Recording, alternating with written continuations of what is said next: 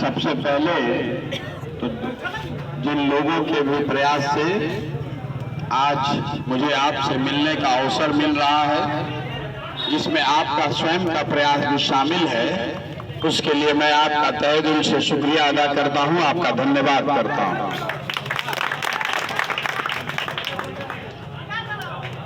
जो प्रश्न आपके मन में सबसे ज्यादा होगा वो ये कि ये पदयात्रा क्यों कर रहे हैं। मैंने कोई पार्टी बनाई नहीं है, आपसे वोट मांग नहीं रहे हैं, तो ये पदयात्रा करने का संकल्प, ये पदयात्रा करने का जो प्रयास है, ये समाज को जगाने का जो प्रयास है, वो क्यों कर रहे हैं। वो इसलिए कर रहे हैं कि आप और हम हर दूसरे चौथे साल वोट देते हैं। वोट देने के बाद ऐसी अपेक्षा रखते हैं कि जो सरकार, जो नेता जीत कर आए, वो आपके और हमारे बच्चों के लिए, आपके और हमारे बच्चों के लिए और उनके अच्छे भविष्य के लिए काम करेगा। कुछ लोग काम करते भी हैं, लेकिन अगर आप देखेंगे पिछले 25-30 साल से जो बिहार की दुर्दशा है, सारे प्रयासों के बावजूद पूरे देश में बिहार आज देश का सबसे गरीब और पिछड़ा राज्य है। देश में सबसे ज़्यादा बेरोजगारी, सबसे ज़्यादा अशिक्षा और गरीबी रेखा से नीचे रहने वाले सबसे बड़ी संख्या के लोग बिहार में रहते हैं। तो आखिर ऐसा क्या है जिसकी वजह से यहाँ स्थिति बदल नहीं रही है। अगर आप देखेंगे तो इसके मूल में यहाँ पर नेताओं की गलती तो जो है वो है, जो जनता है कहीं न कहीं उसकी सोच पे धूल पड़ गई है। जैसे आईने पर धूल पड़ जाता है तो आपको दिखाई नहीं देता है, उसी तरह बिहार की सामाजिक राजनीतिक जड़ता ने इस राज्य को इस गरीबी और अशिक्षा और पिछड़ेपन में बांध रखा है। जब आप और हम वोट देते हैं तो जात के नाम पे, धर्म के नाम पर किसी व्यक्ति को देखकर, किसी का भाषण सुनकर आपने वोट दे दिया और वोट देने के बाद 5 साल तक इस बात का अफसोस करते रहते हैं कि भैया हमको ठग कर वोट ले गया। ठग कर वोट ले गया एक बार नहीं, लेकिन अगर आप कमरे में अपने बैठिएगा और ध्यान से सोचिए और समझने का प्रयास कीजिएगा तो आपको पता चलेगा कि आप इसलिए ठगे जा रहे हैं क्योंकि आप खुद ठगे जाने के लिए तैयार बैठे हुए हैं। आप अपने जिले की स्थिति देख लीजिए। आपके यहाँ से 2 लोकसभा के सांसद हैं। इन दोनों के पिताजी पहले सांसद थे और अब ये स्वयं सांसद हैं। मैं सिर्फ एक उदाहरण आपको दे रहा हूँ। ये बहुत अच्छा लगता है, हम लोग बैठते हैं और कहते हैं कि ये नेता गलत है, वो नेता गलत है, इसने ये काम किया, उसने वो काम नहीं किया। लेकिन कभी कभी आपको हमको ये भी देखना है कि भाई अगर वो काम उसको नहीं कर रहा है तो हम लोग बार बार उसको वोट दे क्यों रहे हैं। मान लीजिए कि आपको किसी ने 1 बार ठग लिया, 2 बार ठग लेगा, 3 बार ठग लेगा, लेकिन ऐसा कैसे है कि 5-5 बार, 6-6 बार आप एक ही आदमी को जिताए चले जा रहे हैं या उसके बेटे को जिताए चले जा रहे हैं। व्यवस्था बदल नहीं रही है, आपके बच्चों की हालत सुधर नहीं रही है, आपकी आर्थिक सामाजिक स्थिति जैसे पहली थी वैसी ही बनी हुई है, फिर भी आप उसी को जिताए जा रहे हैं। तो कहीं न कहीं समाज में ये जागृति की जरूरत है। समाज को इस बात के लिए जगने की जरूरत है कि जब तक हम और आप मिलकर एक सही सरकार नहीं चुनेंगे, अपने वोट के अधिकार का सही प्रयोग नहीं करेंगे, तब तक बिहार की स्थिति सुधरने वाली नहीं है। चाहे लालू जी चला लें, नीतीश जी चला लें, मोदी जी चला लें या प्रशांत किशोर चलाने लगे।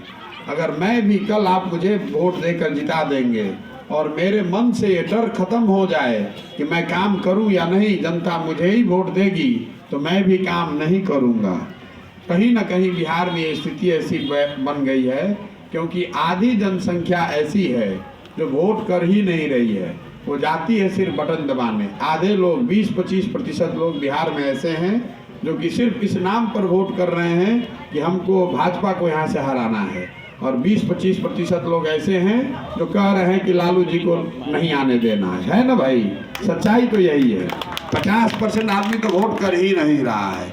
उसके बाद आप कहते हैं कि भाई क्या करें, हमारे यहाँ तो गली नहीं है, हमारे यहाँ स्कूल नहीं है, हमारे यहाँ रोजगार नहीं है। रोजगार कैसे होगा? जब वोट आपने जात पर दिया है तो रोजगार क्यों ढूंढ रहे हैं? अगर आपने वोट झंडा देकर दे दिया, पुलवामा के नाम पर दे दिया, तो अब बच्चों के लिए रोजगार मत ढूंढिए। अब पुलवामा के नाम पर 5 साल स्वयं आराम से मजा लीजिए। तो ये जो पूरी पदयात्रा करने निकले हैं, ये लोगों को बताने और समझाने निकले हैं कि भाई आपको हाथ जोड़कर बता रहे हैं, वोट नहीं मांग रहे हैं, आपको हाथ जोड़कर बता रहे हैं कि अपनी नहीं तो कम से कम अपने बच्चों के भविष्य की चिंता कीजिए और वोट उसको दीजिए जो आपके बच्चों के लिए बेहतर भविष्य बनाए। वोट उसको दीजिए जिसके आने से आपके बच्चों को भरपेट खाना मिले। वोट उसको दीजिए जो आपके गांव में, शहर में स्कूल बनाए। वोट उसको दीजिए जिससे कि लोगों को रोजगार मिले। अगर आप ऐसा नहीं करेंगे तो आप लगातार वोट देते रहिए, इसके बाद भी आपकी स्थिति सुधरने वाली नहीं है। अगर आप अपने बच्चों की चिंता नहीं कर सकते हैं तो कोई नेता चाहे जितना अच्छा हो या खराब हो, वो आपके बच्चों की चिंता क्यों करेगा? लालू जी अपने बच्चे को मुख्यमंत्री बनाना चाहते हैं, वो 10वां फेल है लेकिन फिर भी उसको मुख्यमंत्री बनाना चाहते हैं। तो लालू जी तो अपने बच्चे की चिंता कर रहे हैं, आपको भी तो अपने बच्चे की चिंता करनी चाहिए। मैंने ये बयान दिया, बड़ा हंगामा मचा हुआ है कि लालू जी के लड़का 10वां फेल है, मुख्यमंत्री बनना चाहता है। उसके मुख्यमंत्री बनने में हमें कोई दिक्कत नहीं है, जनता वोट देती है तो बन जाए। लेकिन अगर लालू जी का लड़का 10वां फेल है, मुख्यमंत्री बन सकता है या बनना चाहता है, तो जो दूसरे बच्चे हैं, जो गरीब के लड़के हैं, वो 10वां पास हैं, तो उसको चपरासी बनने का तो अवसर मिलना ही चाहिए। मिलना चाहिए कि नहीं मिलना चाहिए? मुख्यमंत्री का लड़का मुख्यमंत्री बनेगा, 10वां फेल है तब भी, तो जो सामान्य नागरिक है उसका लड़का अगर, उसका बच्चा अगर 10वां पास है, ग्रेजुएशन कर लिया है, तो चपरासी का ग्रुप डी का नौकरी तो उसको मिलना चाहिए ना भाई। तो अगर आप और हम ये नहीं सोचिएगा तो कैसे मिलेगा? मोदी जी को यहाँ बहुत लोग वोट दिए होंगे ना वोट, हम लोग सब दिए हैं तभी ना प्रधानमंत्री बने हैं। तो मोदी जी की चिंता, गुजरात की चिंता पहली है। आप देख रहे हैं ना गुजरात में विकास हो रहा है, उद्योग लग रहा है, फैक्ट्री लग रहा है, बुलेट ट्रेन चल रहा है। हम लोग को यहाँ कुछ मिल रहा है? 10 साल से यहाँ पर केंद्र में सरकार है मोदी जी की। आप हमको जरा सोच कर बता दीजिए कि बिहार में कौन सा फैक्ट्री मोदी जी ने लगा दिया है? एक भी नहीं लगाया है। और वही मोदी जी हर 10वें दिन जाकर गुजरात में एक फैक्ट्री का उद्घाटन कर रहे हैं। क्यों कर रहे हैं? क्योंकि उनको भी डर है कि अगर भैया हम नहीं करेंगे तो गुजरात की जनता, हम गुजरात के हैं फिर भी हमको गुजरात की जनता हरा देगी। लेकिन बिहार की जो जनता है उसके लिए वो भी निश्चिंत हैं। उनको मालूम है कि भैया ये लोग जाएगा कहाँ, ये तो चुनाव में जाएंगे तो वोटवा दे ही देगा। अभी हम आ रहे हैं चनपटिया से चलते हुए, हम एग्जाम्पल सुनाते आ रहे हैं सुबह से सबको, एक ही उदाहरण। वहाँ से विधिहरवा से पैदल चलते हुए आ रहे हैं तो लोग बता रहे हैं चनपटिया में छोटी लाइन थी भैया, एक पैसेंजर गाड़ी चालू हो जाता तो बड़ा अच्छा। नरकटिया से जो छोटी लाइन थी कि यहाँ ये छोटी लाइन पैसेंजर शुरू हो जाता तो 200-250 गाँव में लोगों को सुविधा हो जाती। पहले से ये ट्रेन चलती थी, अब बंद हो गई है। तो अब जरा इसको समझिए कि बिहार की दुर्दशा का एकदम सटीक उदाहरण है। मोदी जी गुजरात में अहमदाबाद से बॉम्बे जाने के लिए बुलेट ट्रेन बनवा रहे हैं। आप लोगों ने टीवी में सुना होगा, देखा होगा, अखबार में पढ़ा होगा। अहमदाबाद से बॉम्बे जाने के लिए पहले से 20 ट्रेन चलता है, 20 से ज़्यादा ही चलता होगा, 20 से ज़्यादा वहाँ फ्लाइट भी है। इसके बावजूद वहाँ बुलेट ट्रेन बनाया जा रहा है ताकि गुजरात के लोग बहुत तेज़ी से कम समय में मुंबई पहुँच सकें। ठीक है, देश का विकास है, होना ही चाहिए, हम लोग को दिक्कत नहीं है। लेकिन गुजरात से मोदी जी को कितना वोट मिलता है? गुजरात से कुल 26 लोकसभा के एमपी जीत कर जाते हैं। और बिहार से हम लोग कितना वोट दे रहे हैं? हम लोग 39 एमपी जिता कर भेजे हुए हैं। तो जो भी यहाँ भाजपा के वोटर हैं, मैं उनसे पूछना चाहता हूँ कि भाई जो 26 एमपी जिता कर भेज रहा है वो 1 लाख करोड़ का बुलेट ट्रेन पर बैठेगा, तो हम लोग 39 एमपी जिता कर जीतने वाले राज्य को पैसेंजरों नहीं मिलना चाहिए? मिलना चाहिए ना भाई। बताइए, जितना युवा लोग खड़ा है जो मोदी जी का हर हर मोदी, घर घर मोदी नारा हम ही ने लिखा था, आप लोग गाना गा रहे हैं ना अभी तक। अरे भाई 1 लाख गुजरात का आदमी चलेगा 1 लाख करोड़ के बुलेट ट्रेन पर, और बिहार के आदमी को पैसेंजरों नहीं होना चाहिए ना। तो इसलिए नहीं हो रहा है कि हम लोग मांग ही नहीं रहे हैं। मोदी जी को पता है आएंगे इस बार, आप लोग वोट दे ही देंगे, तो वोट दे देंगे तो काहे लिए आपको ट्रेन दे भाई? आपके यहाँ क्यों फैक्ट्री लगेगा? अभी आपने सुना होगा, कुछ लोगों ने जरूर सुना होगा, वेदांता के जो मालिक हैं बहुत बड़े उद्योगपति हैं, 20,000 करोड़ का 20,000 करोड़ की एक फैक्ट्री सेमीकंडक्टर की गुजरात महाराष्ट्र में लगने वाली थी, उसको अभी हटाकर गुजरात में लगाया जा रहा है। आप में से कुछ लोगों को जरूर पता होगा। आपको मालूम है कि फैक्ट्री लगाने वाला आदमी बिहार का लड़का है, अनिल अग्रवाल।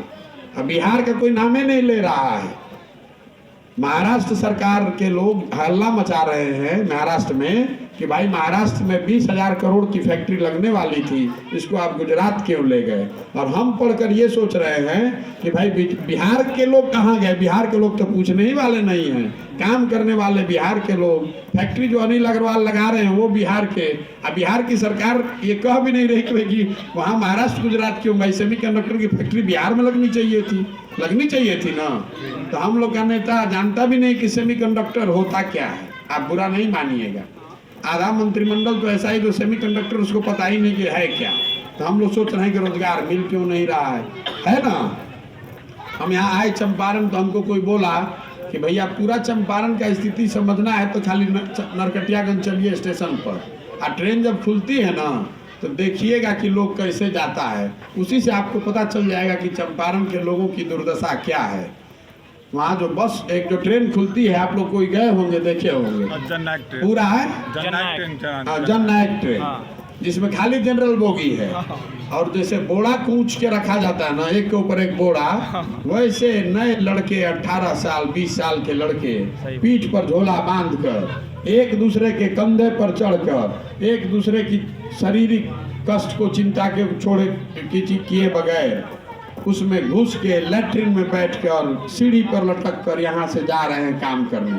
यहाँ से कलेक्टर बनने नहीं जा रहे हैं, 10,000 15,000 रुपया का मजदूरी करने लद्दाख में, केरल में, बॉम्बे में, तमिलनाडु में जा रहे हैं ना सब लोग। यहाँ आप लोग इतने लोग बैठे हुए हैं, आपके गांव में बहुत सारे ऐसे परिवार होंगे, बल्कि शायद ही कोई ऐसा परिवार होगा जहाँ से कि कोई बाहर काम नहीं कर रहा है ना। अब आप जरा सोच कर बताइए कि पूरे चंपारण में गुजरात से आकर कोई मजदूरी कर रहा है? कोई मुंबई से यहाँ मजदूरी आ रहा है, कर रहा है? पंजाब से कोई आकर मजदूरी कर रहा है? नहीं ना कर रहा है। क्यों नहीं कर रहा है? वहाँ पर भी करप्शन है, वहाँ पर भी भ्रष्टाचार है, वहाँ पर भी गरीबी है, लेकिन कम से कम वहाँ की सरकारों ने इतनी व्यवस्था जरूर कर दी है कि 10,000 15,000 रुपया मजदूरी करने की अगर किसी को जरूरत पड़ गई तो वो अपने ही राज्य में, अपने जिले में, अपने पंचायत, अपने ब्लॉक, अपने गांव में ही ये काम उसको है। तो अगर ये काम गुजरात में हो रहा है, तमिलनाडु में हो रहा है, पंजाब में हो रहा है, तो बिहार में भी होना चाहिए ना भाई। ये तो कोई रॉकेट साइंस नहीं है। वहाँ के लोगों को 4 हाथ 4 पैर नहीं ना है, तो बिहार में भी होना चाहिए। इसलिए पद यात्रा पर निकले हैं, लोगों को ये बताने और समझाने के लिए कि मेरे भाई हाथ जोड़कर बता रहे हैं, हमको वोट नहीं चाहिए, लेकिन अगर आप वोट का अधिकार ठीक तरीके से उसका उपयोग नहीं करेंगे, बंधुआ मजदूर बन के, कोई लालू जी का बंधुआ मजदूर बन गया, कोई मोदी जी का बंधुआ मजदूर बन गया, तो आप तो बंधुआ मजदूर बन गए, लेकिन आपने अपने बच्चों के किस्मत को भी बंधुआ मजदूर और गिरवी बना दी, रख दिया ना है भाई। किसी के नाम पर, कोई कम्युनलिज्म के नाम पर, कोई कास्ट के नाम पर आप बंधुआ मजदूर खुद बने रहे हैं। अब कम से कम अपने बच्चों के भविष्य को गिरवी मत रखिए। अगली बार वोट हमको भी नहीं चाहिए, हमको वोट मत दीजिएगा। समाज से ढूंढ कर क्यों निकले हैं, जो अभाग साहब बता रहे थे। पदयात्रा का उद्देश्य ये है कि नीचे उतरकर समाज में जिन लोगों के, जिस समाज को बदलने का, जिस समाज का अगुवा बनने की आप कोशिश कर रहे हैं, कम से कम हम आकर आपके गांव में देखें तो सही कि आप रहते कैसे हैं, देखें तो सही कि आपके बच्चे किस स्कूल में पढ़ते हैं, आप किस तरह के अस्पताल में जाते हैं, आपके गलियों की नलियों की स्थिति क्या है, लोग किस तरह का जीवन यापन कर रहे हैं। हमने आपको देखा ही नहीं, कभी आपके गांव में आए ही नहीं, तो हम आपको क्या सुधार देंगे, हम आपके विषय में क्या बेहतर बता देंगे। हम इंग्लैंड में पढ़े हों कि अमेरिका में पढ़े हों, हमको ये कैसे पता चलेगा कि आपके गांव की समस्या क्या है? जब तक हम यहाँ नीचे नहीं उतरेंगे तब तक कुछ नहीं सुधरने वाला है। इसीलिए निकले हैं कि कम से आप हम लोग किस्से कहानी में सुनते थे, आपने भी सुना होगा, जो प्रतापी राजा होते थे तो उनके बारे में लिखा गया है कि राजा रात में भेष बदल कर निकलते थे ये देखने और जानने के लिए कि प्रजा की क्या दशा है ना? आप लोग भी सुने होंगे अपने किस्से कहानियों में। और आज का जो राजा है वो किसी से मिल ही नहीं रहा है, पटना में बैठा हुआ है।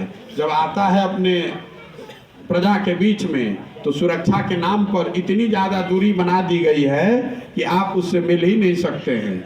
जिसको कुत्ता भी नहीं काटने वाला है समाज में, वो भी सुरक्षा के नाम पर इतना सिक्योरिटी गार्ड लेके घूम रहा है कि जनता भी उसके पास पहुंचने ना पाए। कोई नेता गांव में आने को तैयार नहीं है, कोई नेता आपके साथ बैठने के लिए तैयार नहीं है। अगर गांव में आ भी गया, बैठ भी गया तो 4 आदमी उसको घेरे रहेगा ताकि आप कोई सवाल न करने पाए, उससे कुछ पूछ ना पाए। जिसके वोट से आदमी राजा बन रहा है उसी से मिलने में ऐसे घबरा रहा है जैसे अगर आपसे मिलेगा तो उसको प्लेग हो जाएगा, है ना? तो ये बदलना चाहिए। इसीलिए निकले हैं समाज में कि एक बार जाएं, घर घर जाएं, बिहार के हर गांव पंचायत में पहुंचे, लोगों की मदद से ये जानने और समझने का प्रयास करें कि समाज में कौन ऐसे लोग हैं जिनको एक साथ लेकर एक नई व्यवस्था बनाई जा सकती है, जिनको एक साथ लेकर चलने की ज़रूरत है, जिनके पास समाज की ज़मीन की कुछ समझ है, जिनके पास ये जज्बा है कि नहीं बिहार में समाज के लिए कुछ करना है, बिहार को बदला जा सकता है। एक बार पदयात्रा जब खत्म होगी तो हम लोगों का अनुमान है कि कोई 40-50 हज़ार ऐसे लोगों को समाज को, जैसे दही से मथ के आप मक्खन निकाल लेते हैं, उसी तरह समाज को मथ के 40-50 हज़ार लोगों को निकालेंगे कि ये लोग समाज के सही लोग हैं। उनको एक साथ एक मंच पर बैठाएंगे। उस समय वो मिलकर तय करेंगे वो लोग कि दल बनाया जाना है कि नहीं। लेकिन अगर दल बनेगा भी तो आपको मैं बता के जा रहा हूँ, वो दल प्रशांत किशोर का दल नहीं होना चाहिए, उस दल का नेता प्रशांत किशोर को नहीं होना चाहिए। वो दल उन्हीं लोगों का होगा जिनको समाज से ढूंढ कर निकालेंगे। वही लोग मिलकर तय करेगा कि दल का नेता कौन होगा, तभी बात बनेगी। महात्मा गांधी का फोटो लगाने से बात नहीं बनेगी। महात्मा गांधी तो कांग्रेस के अध्यक्ष खाली 1 साल जीवन में रहे, लेकिन उन्होंने पूरी देश की आज़ादी की लड़ाई का संचालन किया। पद पर रहकर संचालन करना जरूरी नहीं है, जरूरत इस बात की है कि संरक्षक के तौर पे मैं इस पूरे प्रयास को ईमानदारी से करूं। इसीलिए निकला हूं, संकल्प लिया है कि एक बार चलना शुरू किया है तो बिहार के गांव-गांव पंचायत में जाएंगे। पूरा बिहार करने में हम लोग का अनुमान है कि करीब 3500 किलोमीटर पैदल चलना पड़ेगा। 1 से 1.5 साल का समय लग सकता है। इस 1-1.5 साल में ऐसा नहीं कि 4 दिन गाड़ी पर बैठ गए, 2 किलोमीटर गाड़ी पर चल रहे हैं। एक बार चलना शुरू किया है तो जब तक पूरा बिहार नहीं कर लेंगे, जब तक हर गांव, हर गली, हर शहर मोहल्ले के विषयों को समझ ना लें, तब तक वापस घर लौट कर जाने वाले नहीं हैं। जहां शाम हो गई वहीं पर रुकते हैं, अगले दिन वहीं से चलना शुरू करते हैं। मेरा अपना विश्वास है कि बिहार की जनता बेवकूफ़ नहीं है। आपको व्यवस्था ने, आपको और हमको व्यवस्था ने बेवकूफ़ बना रखा है। एक बार जनता खड़ी हो गई तो आपके सामने कोई समीकरण टिकने वाला नहीं है। जनबल के आगे कोई बल नहीं है। तो एक बार जनता खड़ी हो गई, आप लिख कर रखिए, 10 साल का मेरा चुनाव का अनुभव है। एक बार जनता खड़ी हो गई तो सारे समीकरण हवा में उड़ जाएंगे, और जो हवा में उड़ रहे हैं अभी धरती पर आते हुए उनको देरी नहीं लगेगी। आपको अपने बच्चों को देखकर वोट करना है। खाली आपको ये तय करना है कि अगली बार वोट लालू को नहीं, नीतीश को नहीं, मोदी को भी नहीं और प्रशांत किशोर को भी नहीं। वोट अब बिहार के बच्चों के लिए पढ़ना चाहिए, बिहार के बच्चों के अच्छे भविष्य के लिए पढ़ना चाहिए। पढ़ना चाहिए ना भाई, पढ़ना चाहिए ना? ऐसे नहीं हाथ उठाकर बोलिए, बिहार के बच्चों के लिए पढ़ना चाहिए ना? तो ये प्रयास करें, ये प्रयास जो मैंने शुरू किया है ये करना चाहिए ना? कुछ लोग बता रहे हैं कि भैया हम लोग गलती नहीं कर रहे हैं, क्या करें, विकल्प नहीं है। विकल्प नहीं है तो आप मुझे बताइए कि विकल्प बनाने के लिए इंग्लैंड से आदमी आएगा? विकल्प हम ही लोग को तो बनाना पड़ेगा। अगर विकल्प नहीं है तो विकल्प बनाने की जिम्मेवारी भी बिहार के लोगों की है। उसी प्रयास में हम लोग लगे हुए हैं। हमारे साथ एक मास्टर साहब रहते हैं, यहीं चंपारण के हैं, बड़ा अच्छा चनपटिया के हैं, ठीक। गोरख भाई, वो रोज बड़ा अच्छा समझाते हैं। वो बताते हैं कि प्रशांत जी, बिहार की जनता त्रस्त है, क्योंकि एक और नागनाथ है, एक और सांपनाथ है। एक को वोट देता है तो दूसरा काटता है, दूसरे को वोट देता है तो फिर पहला वाला काटता है। तो ऐसा कुछ दिमाग लगाइए कि बिहार की जनता को नेवला नाथ बना दीजिए कि दोनों का सफाया किया जाए, बिना उसके अब कोई उपाय नहीं है। 30-35 साल से खून चूस रहे हैं ये लोग, उनके बच्चे ऊपर पहुंच गए, जो गरीब के बच्चे हैं वहीं पर हैं। पिछले 25-30 साल में बिहार में जितने लोगों ने एमएलए और एमपी जो लोग बने हैं, अगर आप सबकी सूची बनाइएगा तो आपको पता चलेगा कि कुल 1250 से 1500 परिवार के लोग ही यहाँ एमएलए एमपी बनते रहे हैं। इस बात को ध्यान से समझ लीजिए, चाहे जिस दल के का भी एमएलए एमपी हो, 1250 से 1500 परिवार के लोग ही यहाँ पर 3-3.5 करोड़ परिवारों पर राज कर रहे हैं पिछले 30 साल से। ऐसा नहीं है कि समाज में और कोई दूसरा होशियार नहीं है। जरूरत इस बात की है कि नए लोगों को ढूंढ कर निकाला जाए, उनके पीछे शक्ति, बुद्धि, ताकत, पैसा, व्यवस्था लगाई जाए, ताकि समाज के सहयोग से उसको जिता कर लाया जाए। वैसे आदमी जीत कर आएंगे, उसी से स्थिति बदलेगी ना भाई। अगर आप समाज से अच्छा आदमी ढूंढ कर निकालिएगा, उसको चुनाव जिता कर लाइएगा, उससे स्थिति बदलेगी। ये 1200 आदमी, 1500 परिवार के लोग जो हैं, जो पहले लालू जी के साथ था वही पलट के आज नीतीश जी के साथ है, जो नीतीश जी के साथ है वही पलट के कल भाजपा में चला जाएगा। ऐसे कैसे बचेगा? आप और हम समझते हैं कि अरे ये नेताजी हैं, इन्होंने काम नहीं किया, इनको हरा देते हैं और जिता के दूसरे को लाते हैं। तो दूसरा वही है जिसको आपने 5 साल पहले हराया था। आप जाइएगा कहाँ, है ना? तो जब पिछला जो हारा हुआ जीत कर आता है तो सोचता है 5 साल का नुकसान भी हुआ है, तो दुगना तेजी से करप्शन करता है। आपको लगता है कि राजनीति में करप्शन बढ़ते ही जा रहा है ना बात? इसीलिए ये प्रयास कर रहे हैं। मेरे साथ जो लोग जुड़े हुए हैं, मैं उनका भी शुक्रगुजार हूँ कि सारे लोग अपनी इस विश्वास से जुड़कर ये प्रयास कर रहे हैं। आप भी अपनी ओर से जो कर सकते हैं वो कीजिए। इस बात को सोचिए, समझिए, मूल्यांकन कीजिए। वोट देने की बात नहीं है। ये पूरा जो अभियान है, ये पर्चा फाड़ कर मेंबर बनने का अभियान नहीं है, मिस्ड कॉल देकर दल ज्वाइन करने का अभियान नहीं है। ये समाज से ऐसे लोगों को जोड़ने का अभियान है, समाज से ऐसे लोगों को चिन्हित करने का अभियान है जिनका विश्वास है कि बिहार में एक नई व्यवस्था बनाई जा सकती है और उस व्यवस्था के वो संस्थापक बनना चाहते हैं। मेरे पीछे चलने वालों को नहीं ढूंढ रहे हैं, ऐसे लोगों को ढूंढ रहे हैं जो मेरे साथ चलने का जज्बा रखते हैं।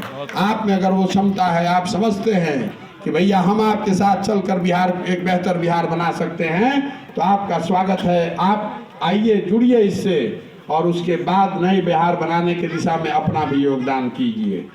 अब यहाँ से हम लोग निकलेंगे, हमको यहाँ से जाना है, अपने कैंप तक वापस जाना है। हम तो चल रहे हैं 3500 किलोमीटर। आपका योगदान क्या होना चाहिए? आपसे वोट नहीं मांग रहे हैं, पैसा नहीं मांग रहे हैं, अपने नाम का झंडा, बैनर, पोस्टर भी नहीं लगवा रहे हैं। आप कम से कम, अगर आपकी इच्छा हो तो 1-2 किलोमीटर हमारे साथ चलिए। अपने गांव से आगे छोड़कर जब थक जाइएगा तो चले जाइएगा। 1-2 किलोमीटर चल सकते हैं ना? चल सकते हैं ना भाई? तो चलिए, 2 किलोमीटर आगे आगे आप चलिए, आपके पीछे हम चलते हैं। परसौनी हम लोग को जाना है। जी। तो परसौनी जाएंगे। आपको इच्छा होगा तो परसौनी से लौट आइएगा, यहाँ तो बगल में ही है। नहीं इच्छा हो तो मैनाटाड़ में हम रुके हुए, वहाँ तक चल सकते हैं। बहुत बहुत धन्यवाद।